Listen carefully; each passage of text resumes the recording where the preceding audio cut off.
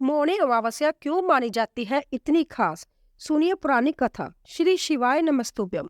ऐसा कहा जाता है कि मौनी अमावस्या के दिन गंगा जल अमृत में बदल जाता है। माघ मास की अमावस्या जैसे मौनी अमावस्या कहते हैं।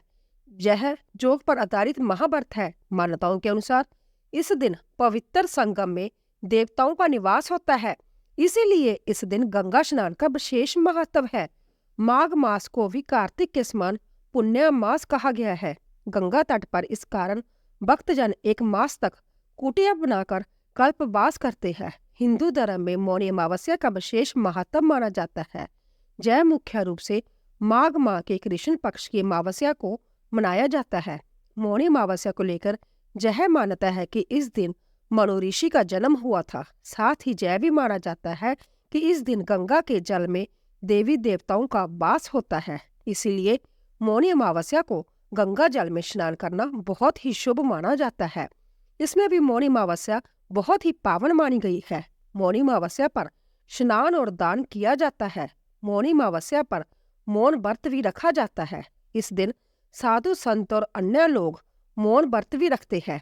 मौनी अमावस्या के दिन लोग मौन रहकर पूरा दिन बिताते हैं। शास्त्रों के अनुसार चंद्रमा को मन का देवता माना गया है और अमावस्या के समय चंद्रमा के दर्शन नहीं होते, जिसके चलते मनुष्य के मन की स्थिति बिगड़ने लगती है। इसीलिए मौनी अमावस्या के दिन चुप रहकर जानी मौन धारण कर मन की स्थिति को संभालने की कोशिश की जाती है और मन में ईश्वर का जाप करके दान का पुण्य प्राप्त किया जाता है। मौनी अमावस्या पर पितरों के लिए अनुष्ठान किया जाता है। जिन लोगों को अपने पितरों की मृत्यु की तिथि की जानकारी नहीं है, वह इस दिन अपने पितरों का पिंडदान कर सकते हैं। मौनी अमावस्या पर पितरों के पिंडदान और तर्पण से उन्हें मुक्ति मिल जाती है। साथ ही पितर बैकुंठ धाम चले जाते हैं। मौनी अमावस्या का व्रत करने से आत्म संयम, शांति और मोक्ष प्राप्त होता है। शास्त्रों में कहा गया है कि मौनी अमावस्या का व्रत करने से समाज में मान सम्मान भी बढ़ता है। चलिए अब जानते हैं कि इस दिन मौन व्रत क्यों रखा जाता है। मौनी अमावस्या पर मौन व्रत भी रखा जाता है। इस दिन लोग आत्म संयम और मानसिक शांति के लिए मौन व्रत करते हैं। साधु संत इस दिन मौन व्रत रखते हैं क्योंकि मौन मन को कंट्रोल में रखने और ध्यान में एकाग्रता का सबसे सशक्त माध्यम है।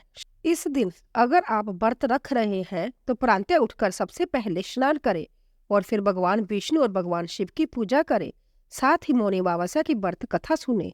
पुरानी कथाओं के अनुसार मौनी अमावस्या के दिन मनु ऋषि का जन्म हुआ था।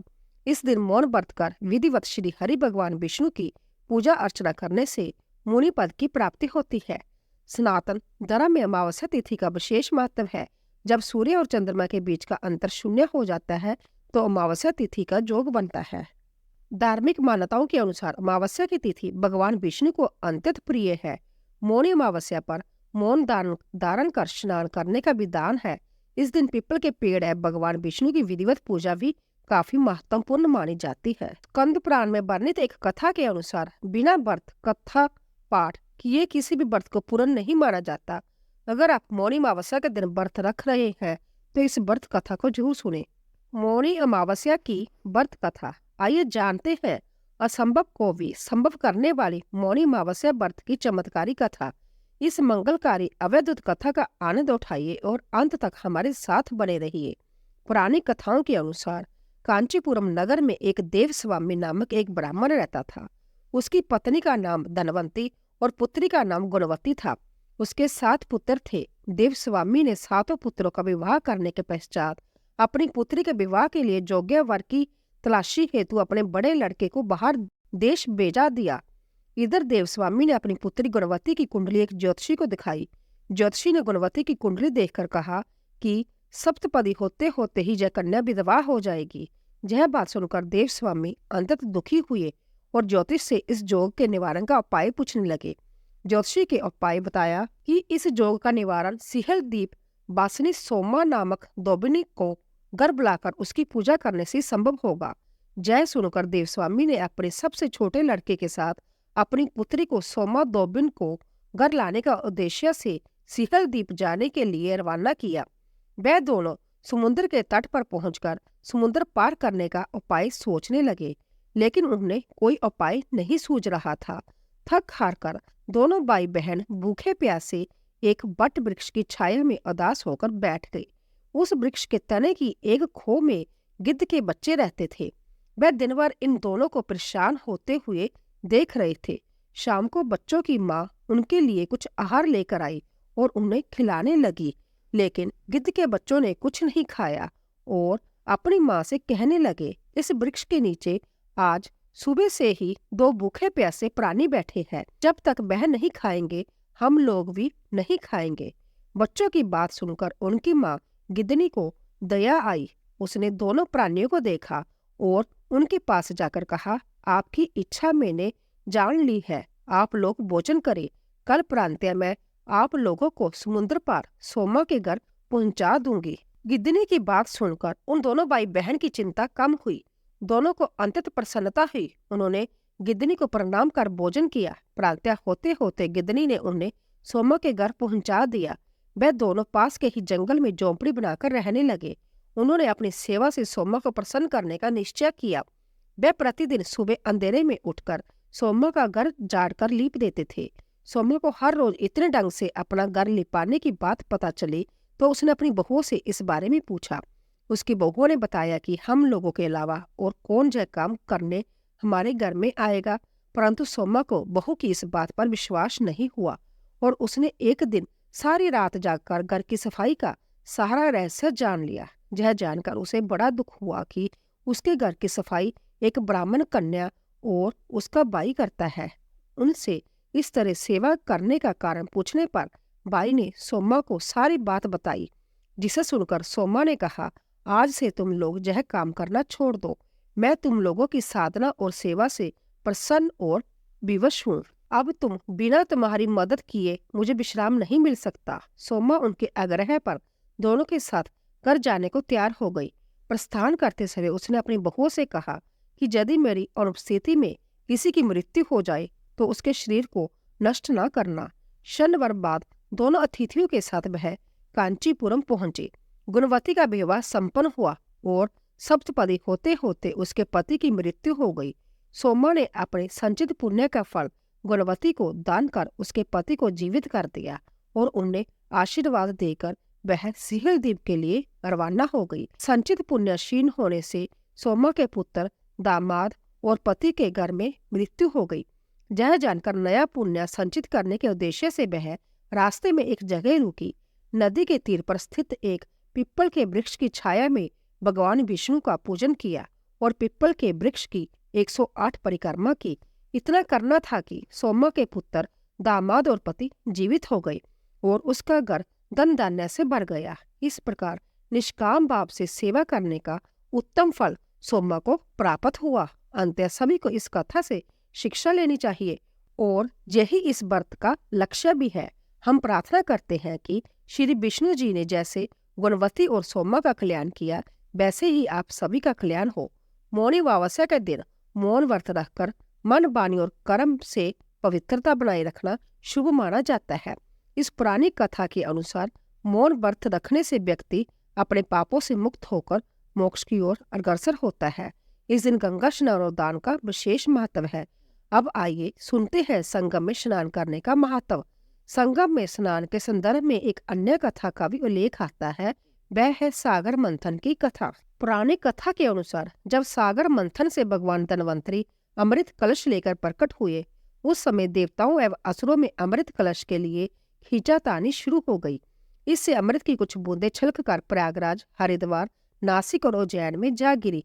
यही कारण है कि जहाँ की नदियों में स्नान करने पर अमृत स्नान का पुण्य प्राप्त होता है। यह तिथि अगर सोमवार के दिन पड़ती है तब इसका महत्व कई गुना बढ़ जाता है। अगर सोमवार हो और साथ ही महाकुंभ लगा हो तब इसका महत्व अनंत गुना हो जाता है। शास्त्रों में कहा गया है कि सतयुग में जो पुण्य तप से मिलता है, द्वापर में हरि भक्ति से, त्रेता में ज्ञान से और कलयुग में दान से मिलता है। लेकिन माघ मास में संगम स्नान हर युग में अनंत पुण्य देता है।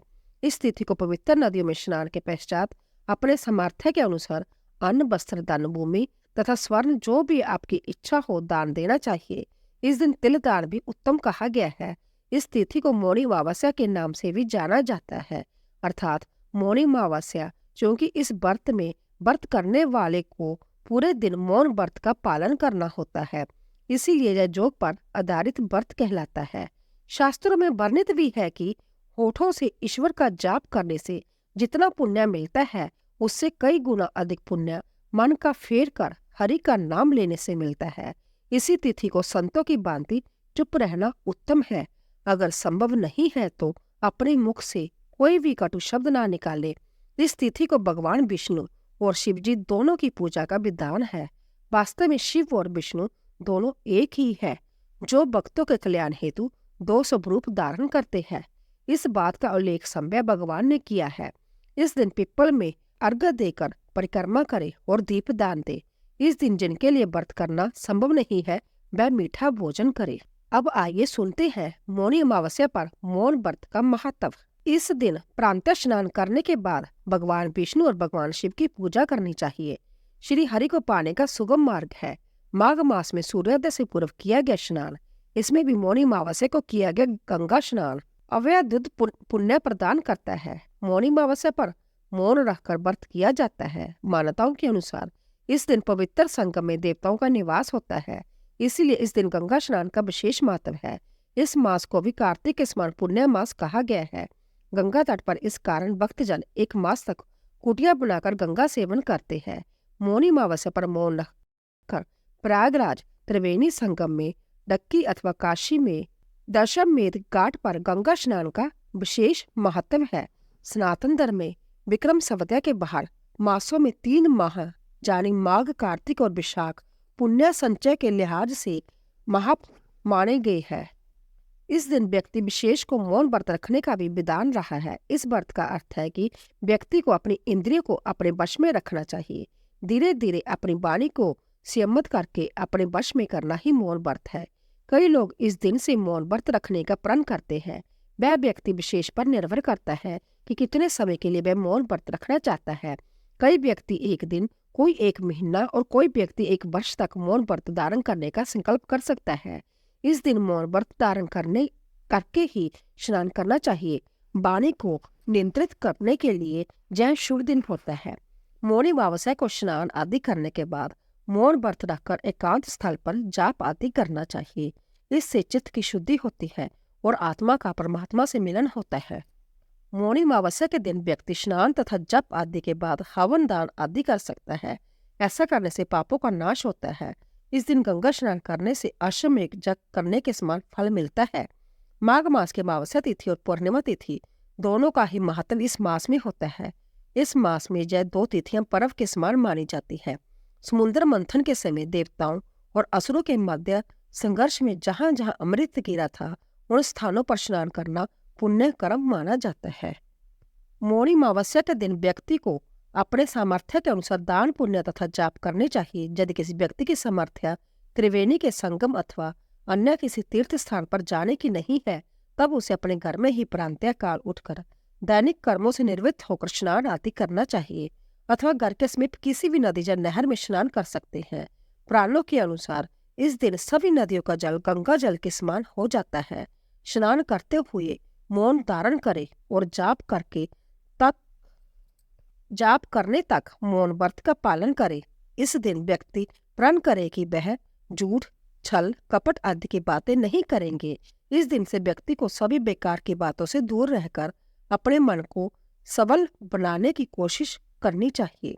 इससे मन शांत रहता है और शांत मन शरीर को सबल बनाता है। इसके बाद व्यक्ति को इस दिन ब्रह्मा देव तथा गायत्री का जाप अथवा पाठ करना चाहिए। मंत्र उच्चारण के साथ अथवा श्रद्धा भक्ति के साथ दान करना चाहिए। गाय, स्वर्ण, छाता, बस्तर, बिस्तर तथा अन्य उपयोगी वस्तुएं अपनी सामर्थ्य के अनुसार दान करनी चाहिए।